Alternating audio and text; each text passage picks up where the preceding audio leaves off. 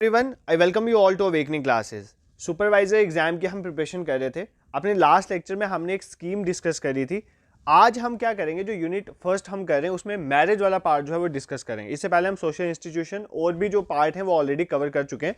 आज हमने मैरिज के बारे में पढ़ना है, देन हम फैमिली पे मूव करेंगे। पहले आज मैरिज को हम कंप्लीट करेंगे। देखो, मैरिज क्या है ये आप सबको पता है, बट इसके कुछ इंपॉर्टेंट करेक्टरिस्टिक हैं जो हमें पढ़ने। डिफरेंट फॉर्म्स ऑफ मैरिजेस हैं जो आपको नहीं पता होगी, वो हमें डिस्कस करने। और डिफरेंट फॉर्म्स ऑफ मैरिजेस के रिलेटेड एग्जाम में क्वेश्चन पूछे जाते हैं। और पिछली बार भी एक एग्जाम में मैं देख रहा था बहुत से क्वेश्चन पूछे गए। तो जितनी फॉर्म्स है उसको in depth with the help of, देखो ये मैंने टेबल बनाया हुआ है, टेबल की हेल्प से इनको समझेंगे एक एक करके। एक पेन नोटबुक लेके बैठना ताकि इस टॉपिक को हम फुल्ली प्रिपेयर करें। Second important information for you all, देखो जब मैं ये टॉपिक पढ़ाऊंगा कोई भी इसको कम्युनल एंगल पर नहीं लेगा, ठीक है। कोई भी अपने रिलीजियस सेंटिमेंट्स को हर्ट नहीं करेगा, अपने कास्ट ये सब चीज़ों को साइड रख के टॉपिक पढ़ना। मेरे को सोसाइटी आपको पढ़ानी है तो मेरे को वो पढ़ाना है जो सोसाइटी के एस्पेक्ट में है, ठीक है। इसमें मेरा कोई भी एंगल नहीं है, मैं बुक्स के थ्रू ही आपको पढ़ाऊंगा। तो कुछ भी ऐसा भी पढ़ाया जाएगा, अगर आपके सेंटिमेंट्स हर्ट होते हैं तो आप ये मानो कि वो मैंने नहीं पढ़ाया है, वो बेसिकली लिखा गया है बुक्स में, तो एग्जाम में पूछा जा सकता है, ठीक है। तो I hope this is clear to you. तो बिल्कुल भी बुरा मत मानना, कोई भी चीज़ अगर आपको बुरी लगेगी, सेंटिमेंट्स आपके हर्ट होंगे, तो ये समझना ये मैं नहीं पढ़ा रहा हूँ, ये बुक्स पढ़ा रही हैं आपको, ठीक है। तो मुझे मत बोलना कुछ, ठीक है। तो स्टार्ट करते हैं मैरिज के साथ। सबसे पहली बात, मैरिज क्या होती है। देखो, मैरिज हमें पता है, हम सबको पता है, मैरिज है जब दो पार्टनर आपस में एक सोशली एक्सेप्टेंस वे में या लॉ के थ्रू क्या करते हैं, एक रिलेशन में आते हैं। सोशल एक्सेप्टेंस और लॉ के थ्रू इज़ वेरी इंपॉर्टेंट यहाँ पर। ऐसे तो तुम 10 बंदों को बोल दो, ठीक है, हम प्रपोजल कौन कितने को करता है, but that is not marriage. Marriage में एक सोशल एक्सेप्टेंस और एक लॉ की एक्सेप्टेंस होना ज़रूरी होता है। तो मैरिज बेसिकली क्या होती है, मैरिज एक लीगली, पहली बात लीगली बॉन्डिंग होती है, और दूसरा सोशली सैंक्शनड यूनियन है। यूनियन तो है पार्टनर की, बट ये सोशली सैंक्शन है, मतलब सोसाइटी एक्सेप्ट करे। सोसाइटी अगर नहीं भी एक्सेप्ट करिए बट लीगली एक्सेप्टेबल होनी चाहिए, और अगर लीगली एक्सेप्टेबल नहीं है तो उसको मैरिज कंसिडर नहीं किया। तो दोनों component is very important. Marriage में एक लीगली होना चाहिए और दूसरा सोशल, इलीगली नहीं होना चाहिए। ये नहीं कि तुम जबरन किसी को उठा के, that is not marriage. Marriage में लीगली प्लस सोशल सैंक्शन जो है वो होना चाहिए, एक यूनियन होगा, that is known as marriage. Usually होता है between a man and a woman, usually word है, ठीक है।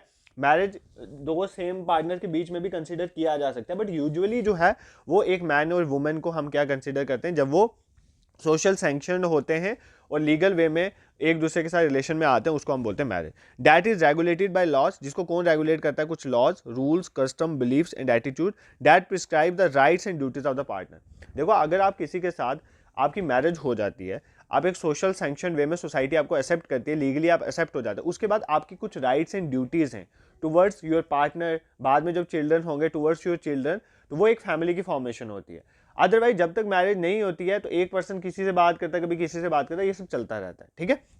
तो मैरिज में एक लीगल और एक सोशल सैंक्शन होती है, ये चीज़ आपको पता होनी चाहिए। अब देखो कुछ इंपॉर्टेंट पॉइंट देखते हैं। The institution of marriage is as old as humanity.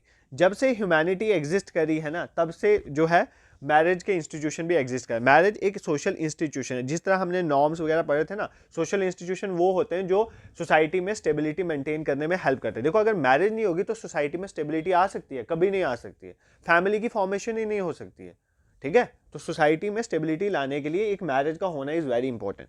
तो जो मैरिज का इंस्टीट्यूशन है वो तब से एग्जिस्ट कर रहा है जब से ह्यूमैनिटी। ऑल दो फॉर्म्स अलग थी, कभी पॉलीगैमी होता है, कभी मोनोगैमी होता है। फॉर एग्जाम्पल, राम भगवान के टाइम पे मोनोगैमी था, ठीक है, और बट राजा दशरथ की पॉलीगैमी थी। उनके फादर ही थे ना राजा दशरथ, उनकी वाइफ ज्यादा थी, 3-4 वाइफ थी। बट जो राम भगवान है उनकी तो एक ही वाइफ थी, वो मोनोगैमी पॉलीगैमी, बट एग्जिस्ट तो तब से करी है ना मैरिज। ये कुछ एग्जांपल के थ्रू समझो कि जो इंस्टीट्यूशन ऑफ मैरिज वो कितना ओल्ड है, जब से ह्यूमैनिटी एग्जिस्ट करी है तब से इंस्टीट्यूशन ऑफ मैरिज है। Marriage is one of the universal social institution. देखो, मैरिज जो है वो हर एक तरह की सोसाइटी में एग्जिस्ट करता है, यूनिवर्सल है, चाहे वो लिटरेट हो, इलिटरेट, प्रो लिटरेट, हर तरह की सोसाइटी में मैरिज का जो कंसेप्ट है वो एग्जिस्ट करता है। ये as a social institution exist करता है, ये आपको पता होना चाहिए। It is closely connected with the institution of family. In fact family and marriage are complementary to each other. देखो, इसमें कुछ बताने वाला नहीं है, फैमिली और मैरिज कंप्लीमेंट्री। अगर मैरिज नहीं होगी तो भाई फैमिली नहीं हो सकती। तो ये दोनों कंप्लीमेंट्री चलते हैं, दोनों रिक्वायर्ड हैं एक दूसरे के लिए। तो ये चीज़ आपने याद रखनी है। Marriage in an institution of society which can have very different implication, which can have very different implication in different culture.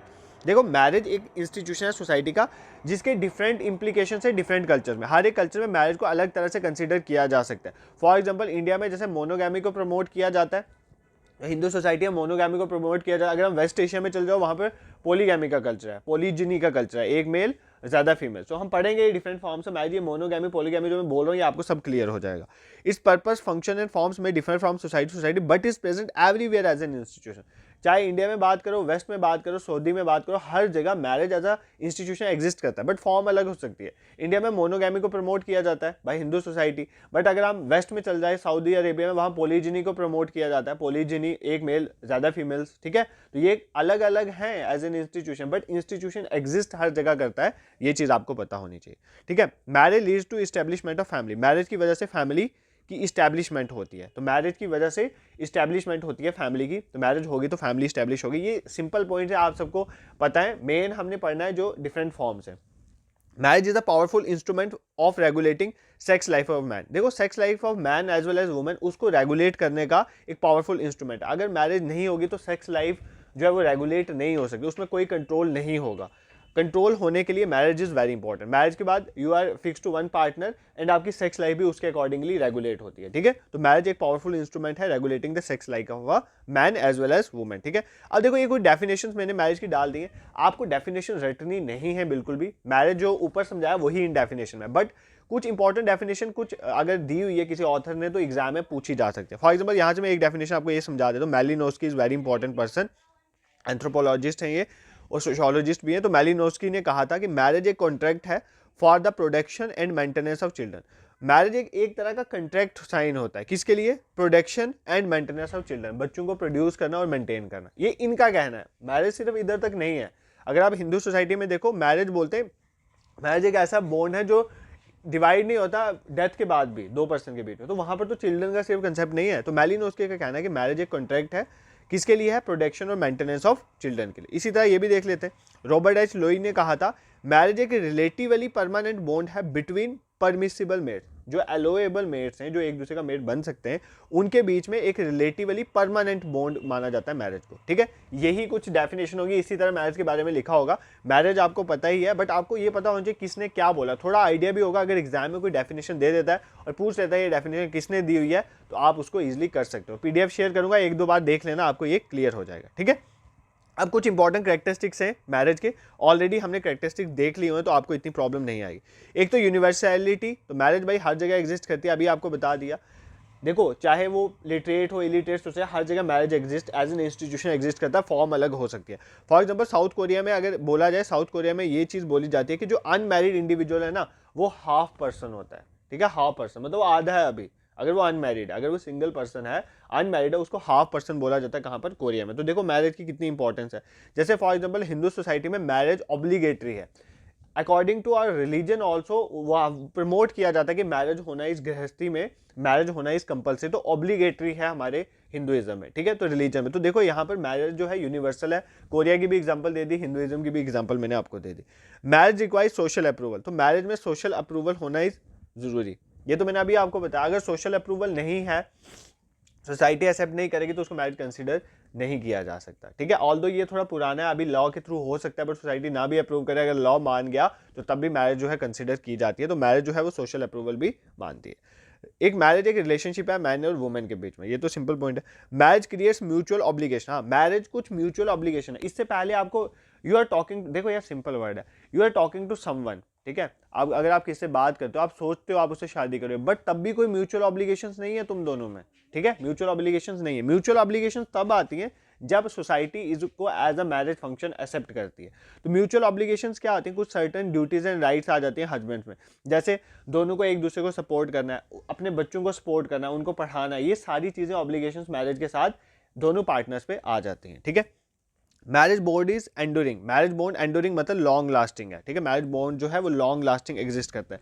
इसमें मैं आपको हिंदुइज्म की एग्जांपल बता रहा था। इसमें बोला जाता है कि जो हस्बैंड वाइफ के बीच में जो ये एक सैक्रेड बॉन्ड है, एक सैक्रेड बॉन्ड है मैरिज, और ये बॉन्ड जो है वो एग्जिस्ट करता है, इवन डेथ कांट ब्रेक, ये लाइन याद रखना, even death can't break. Hinduism में बोला जाता है कि डेथ भी जो है वो मैरिज के बॉन्ड को ब्रेक नहीं कर सकती, ये बोला ही जाता है, आजकल तो ऐसा होता कम ही है, ठीक है। Even death can't break marriage bond, ठीक है, but you should respect your partner, ये चीज़ होनी चाहिए।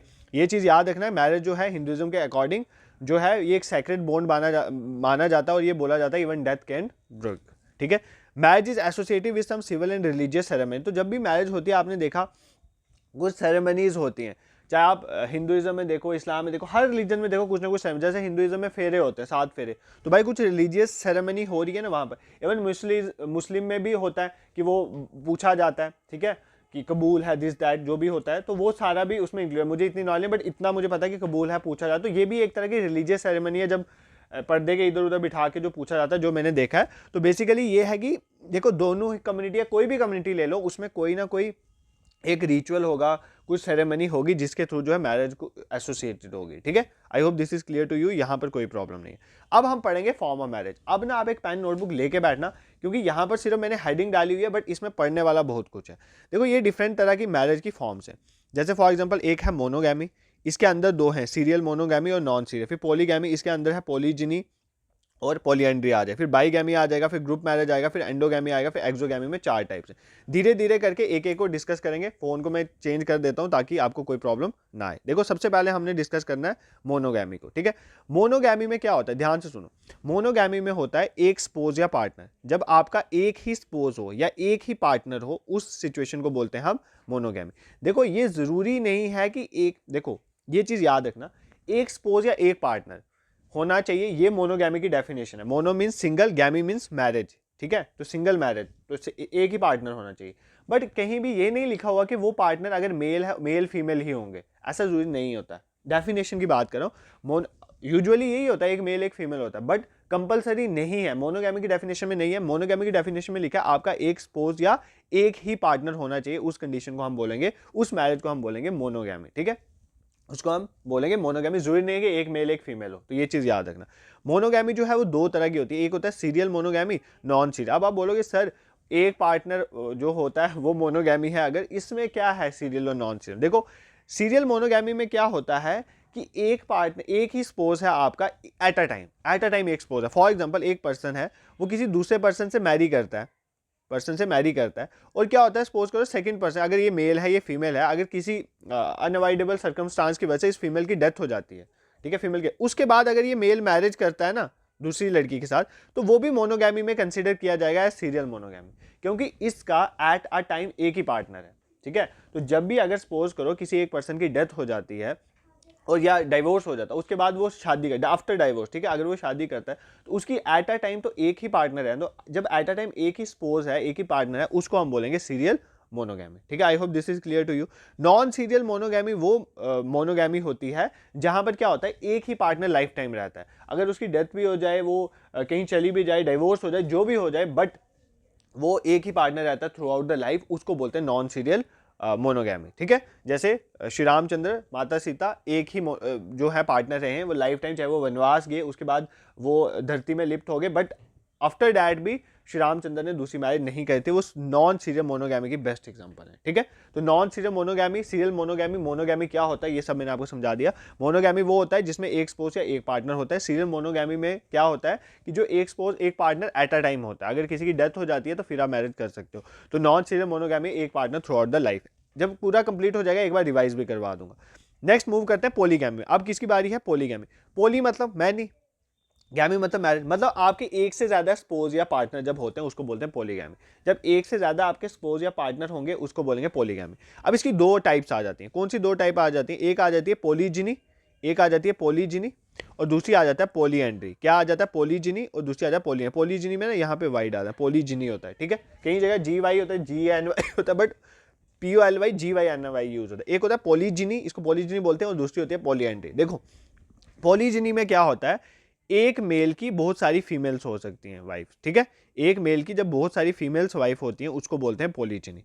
और पॉलीएंड्री में क्या होता है, एक फीमेल की मल्टीपल हस्बैंड हो सकते हैं। जब एक फीमेल के मल्टीपल हस्बैंड होंगे उसको हम बोलेंगे पॉलीएंड्री, और जब एक मेल की मल्टीपल वाइफ्स हो सकती हैं उसको हम बोलेंगे पॉलीजिनी, ठीक है। तो देखो, है तो दोनों में एक से ज्यादा पार्टनर। फॉर एग्जांपल, इस मेल के एक से ज्यादा पार्टनर है, यहाँ पर इस फीमेल के एक से ज्यादा पार्टनर, इसलिए दोनों पॉलीगैमी में आते हैं। पॉलीगैमी में 2 पार्ट है, पॉलीजिनी और पॉलीएंड्री। पॉलीजिनी में एक मेल की मल्टीपल वाइफ्स हो सकती हैं, ठीक है।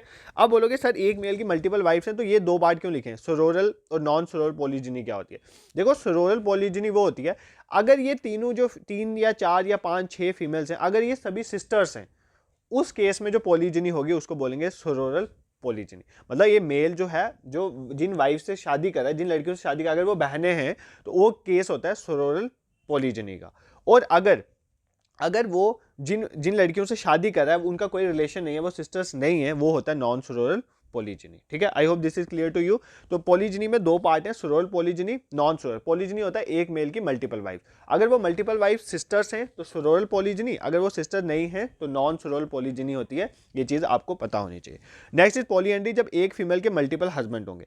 अब देखो, एक फीमेल के जो मल्टीपल हस्बैंड हैं, ध्यान से सुनो, अगर एक फीमेल के मल्टीपल जो हस्बैंड हैं वो भाई हैं, अगर वो सारे भाई हैं तो उसको बोलेंगे फ्रेटर्नल पॉलीएंड्री, और अगर वो भाई नहीं हैं वो होते हैं नॉन फ्रेटर्नल पॉलीएंड्री। तो इसमें ना थोड़ी, मतलब ये जो फ्रेटर्नल पॉलीएंड्री है इसमें थोड़ा बॉन्ड, एक रिलेशन रहता है। सुनो मेरी बात, ध्यान सुनो। जो फ्रेटर्नल पॉलीएंड्री होते हैं ना, इसमें जो वाइफ होती है उसका फिर अच्छा बॉन्ड रहता है अपने हस्बैंड्स के साथ, क्योंकि वो भाई होते हैं तो उनमें एक रिलेशन ऑफ लव भी होता है। बट यहाँ पर सिर्फ सेक्सुअल इंटरकोर्स का ही होता है, इतना लव वगैरह वाला नहीं होता। ठीक है, नॉन फ्रेटर्नल में। ठीक है, तो फ्रेटर्नल में क्या होता है, फ्रेटर्नल में एक वाइफ, जो मल्टीपल हस्बैंड्स होंगे, मल्टीपल हस्बैंड भाई होते हैं। इसकी बेस्ट एग्जांपल है द्रौपदी। ठीक है, द्रौपदी 5 पांडव थे, 5 पांडव की वो वाइफ थी, तो एक फीमेल मल्टीपल हस्बैंड, बट वो सारे ब्रदर थे तो वो फ्रेटर्नल पॉलीएंड्री में आ जाते हैं। इवन टोडास जो है, टोडास एक ट्राइबल ग्रुप है, वहां पर भी फ्रेटर्नल पॉलीएंड्री देखा जाता है। तो ये चीज आपने याद रखनी। आई होप आपको पॉलीएंड्री भी कवर हो गया। नेक्स्ट देखो, थर्ड आपका यहाँ पर क्या लिखा हुआ, बाईगैमी। बाई मीन्स क्या होता है, बाई मीन्स दो। जब दो या दो से ज्यादा स्पोज होते हैं, आपके पार्टनर होते हैं, तो उसको बोलोगे बाईगैमी। आप बोलोगे सर पॉलीगैमी में भी तो यही पढ़ा, दो या दो से ज्यादा पार्टनर, तो बाईगैमी में भी सेम है। बट इसमें एक चीज है, क्या है, अब देखो बाईगैमी में क्या होता है, अगर आप सपोज करो एक मेल है, उसने इस फीमेल से शादी करी है। अब क्या करता है, वो इस दूसरी फीमेल से भी शादी कर लेता है, ना इसको डाइवोर्स देता है ना इसको बताता है। उस केस में हम इसको बाईगैमी कंसीडर करेंगे। तो ये इलीगल मैरिज मानी जाती है हिंदुइज्म में, कि इलीगल मैरिज मानी जाती है। क्यों? क्योंकि you are marrying to some other person without letting the first person. तो आप बिना पहले पर्सन को बताए, बिना उसको डाइवोर्स दिया, अगर आप सेकंड पर्सन से मैरिज करते हो, तो है तो ये भी मल्टीपल पार्टनर्स वाला केस हो गया, दो या दो से ज्यादा पार्टनर वाला केस हो गया। बट इसमें क्या हुआ है, इलीगल वे है, आपने अपने पहले पार्टनर को नहीं बताया, ना उसको डाइवोर्स दिया, ये केस आ जाता है बाईगैमी का। ठीक है, I hope this is clear to you. उसके बाद आ गया ग्रुप मैरिजेस। देखो ग्रुप मैरिजेस जो है ना, नाउ डेज ये इतनी एग्जिस्ट नहीं करती हैं, पहले एग्जिस्ट करती थे अफ्रीका वगैरह में, बट इतना ये एग्जिस्ट नहीं। ग्रुप मैरिजेस क्या होता है, जब सपोज करो ये 4 मेल हैं, मेल 1, मेल 2, मेल 3, मेल 4, ठीक है, और ये 4 फीमेल्स हैं, फीमेल 1, फीमेल 2, फीमेल 3, फीमेल 4। देखो अगर ये आपस में शादी कर लेते, मतलब इसकी शादी इससे हुई है, बट इसका सेक्सुअल इंटरकोर्स इससे भी हो सकता है, इससे भी हो सकता है, इससे भी हो सकता है, सेम इसका सेक्सुअल इंटरकोर्स इससे भी हो सकता है, इससे भी, इससे भी, इससे भी।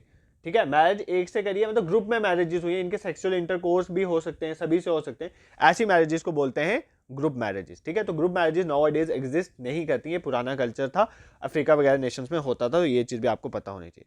अब दो आ गई, एंडोगैमी एंड एक्सोगैमी। ये मैंने आपको ऑलरेडी भी पढ़ाया हुआ है, एंडोगैमी क्या होती है और एक्सोगैमी क्या होता है। एंडो मीन्स होता है अपने में मैरिज, और एक्सो मीन्स होता है अपने से बाहर मैरिज करना। ठीक है, एंडो में अपने में मैरिज करना और एक्सो में बाहर। यहाँ पे जो लाइफ पार्टनर होता है वो अपने ही ग्रुप होता है। फॉर एग्जाम्पल अपनी कास्ट से बाहर नहीं ना शादी करते, अपनी कास्ट में शादी करते हैं, बोला जाता है एंडोगैमी। क्लास में शादी, अपनी ट्राइब में, अपनी रेस में, अपने रिलीजियस ग्रुप में शादी करना, तो ये सारा एंडोगैमी का पार्ट। एक्सोगैमी होता है अपने से बाहर, मतलब अपने से बाहर शादी करना, इंडिविजुअल जब अपने ग्रुप से बाहर शादी। फॉर एग्जांपल इसमें 4 पार्ट है। एक आ गया गोत्र एक्सोगैमी, जो अपने गोत्र से बाहर। फॉर एग्जांपल अगर कोई भार्गव गोत्र का है, गोत्र मैंने ऑलरेडी आपको पढ़ाया, कोपैन बोलते थे, जहाँ पे पुराने टाइम में सभी लोग मिलकर जहाँ पर गायें अपनी बांधते थे, ठीक है, आर्यंस के टाइम में, तो उसको बोलते थे कौपैन। तो वहां से ही गोत्र का कंसेप्ट निकला। तो गोत्र एक्सोगैमी होते हैं अपने गोत्र से बाहर से। फॉर एग्जाम्पल भार्गव जो है वो भार्गव गोत्र में नहीं करेगा, वो मे भी शांडिल्य में करेगा। तो इस तरह से गोत्र एक्सोगैमी चलती है। प्रवाना एक्सोगैमी, प्रवाना मतलब होता है कि जो हमारे कोई रिलीजियस सेंट हैं बड़े, ठीक है, फॉर एग्जाम्पल आपके गुरु, अगर आप अपने गुरु हैं तो आप अपने गुरु की जो सेम गुरु वाली जो लड़कियां, अगर सपोज करो आपके गुरु सेम है तो आप उसमें मैरिज नहीं करोगे। ठीक है, तो वो आ जाता है प्रवाना एक्सोगैमी, उससे बाहर मैरिज करोगे। तो अगर आपके सेम सेंट है, सेम गुरु है, तो आप उसमें मैरिज नहीं करोगे, उसके बाहर। फॉर एग्जाम्पल अगर मेरे को मैरिज करें तो मैं अपने जो फॉर एग्जाम्पल कोई पार्टनर है मेरा, अगर वो मेरे उनकी भी गुरु सेम है तो मैं उसमें शादी नहीं करूंगा, बट किसी और से शादी करूंगा जिसके गुरु अलग होते हैं। ठीक है, तो उसको बोलते हैं प्रवाना एक्सोगैमी। विलेज एक्सोगैमी होता है आप अपने गांव से बाहर शादी करो, क्योंकि ये कंसीडर किया जाता है पहले कि जो अपने विलेज में वो ब्रदर सिस्टर होते हैं। ठीक है, तो विलेज एक्सोगैमी। फिर पिंड एक्सोगैमी मैंने आपको बताया था, ये मैंने आपको ऑलरेडी एक्सप्लेन करा हुआ है कि फादर और मदर साइड के कुछ जनरेशन के रिश्ते तक हम शादी नहीं कर सकते। फादर के केस में मैंने आपको 7 जनरेशन बताया था मे बी, और वुमेन के केस में, मदर के केस में 5th जनरेशन, मतलब फादर के केस में पापा, दादू, परदादू ऐसे ऐसे ऊपर करते 7 जनरेशन तक हम शादी नहीं कर सकते उनके बच्चों के साथ, और मदर के केस में 5 जनरेशन तक हम शादी नहीं कर सकते, इसको बोलते हैं पिंड एक्सोगैमी, ठीक है। तो उससे बाहर शादी करनी होती है। I hope this is clear to you. एक बार रिवाइज करवा देता हूँ। मैंने आपको बोला था मैरिज का टॉपिक थोड़ा ऐसे, आप अगर आपने लिखा होगा ना तो आपको रिवाइज करने में कोई दिक्कत नहीं आएगी, एक बार वो लेक्चर देख लें, क्लियर हो जाएगा। मोनोगैमी मतलब सिंगल पार्टनर, अभी और भी हैं अदर फॉर्म ऑफ मैरिजेस भी हैं, पहले इसी को रिवाइज कर लेते हैं। मोनोगैमी मतलब सिंगल मैरिजेस, सिंगल पार्टनर होगा आपका। सीरियल मोनोगैमी जो सिंगल पार्टनर है अगर आपका, वो एक टाइम पे एक ही पार्टनर रहना चाहिए, उसको बोलते हैं सीरियल मोनोगैमी। अगर डेथ हो जाती है तो आप दूसरी शादी कर सकते। नॉन सीरियल में लाइफ टाइम एक ही रहना चाहिए। पॉलीगैमी एक से ज़्यादा पार्टनर। पॉलीजिनी में एक मेल मल्टीपल फीमेल्स, और पॉलीएंड्री में एक फीमेल मल्टीपल मेल। पॉलीजिनी में सोलर अगर फीमेल बहनें, नॉन सोलर अगर फीमेल बहनें नहीं है। फैटर्नल पॉलीएंड्री में अगर पति जो है वो भाई है, और अगर पति भाई नहीं है, नॉन फैटर्नल। बाईगैमी 2 से ज़्यादा मैरिजेस बट इलीगल हिंदुइज्म मानी जाती है। अगर आप सपोज करो, अगर आप बिना अपनी वाइफ को बताए दूसरी मैरिज कर रहे हो या डाइवोर्स दिए बिना, दैट इज बाईगैमी। ग्रुप मैरिज तो अभी एग्जिस्ट नहीं करती है। यहाँ पर क्या होता है, एक 3-4 लोग मिलकर 3-4 फीमेल से शादी कर लेते हैं, उनका सेक्सुअल इंटरकोर्स भी फिक्स नहीं होता कौन किसका पार्टनर है, तो वो आ गया ग्रुप मैरिज। एंडोगैमी होता है अपने ग्रुप में ही मैरिज करना, अपनी कास्ट में, अपने रिलीजन में, तो ये आ गया एंडोगैमी। एक्सोगैमी होता है उससे बाहर शादी करना, गोत्र से बाहर शादी करना, सैंड के सेम सैंड है उससे बाहर शादी करना, विलेज के बाहर करना और पिंड के बाहर करना। These are known as different kinds of exogamy, ठीक है। I hope this is clear to you. अब ये अदर फॉर्म ऑफ मैरिजेस जो हैं 3-4, इनको भी साथ साथ हम कवर कर लेते हैं और इस मैरिज वाले टॉपिक को कंप्लीट करते हैं, ठीक है।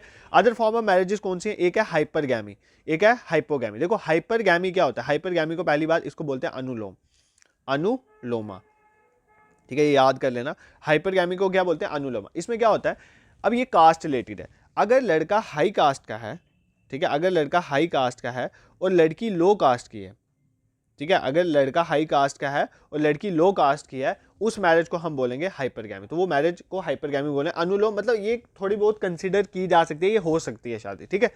अगर एक लड़का हाई कास्ट का, लड़की लो कास्ट की है, तो शादी कंसीडर की जाती है, हो सकती है।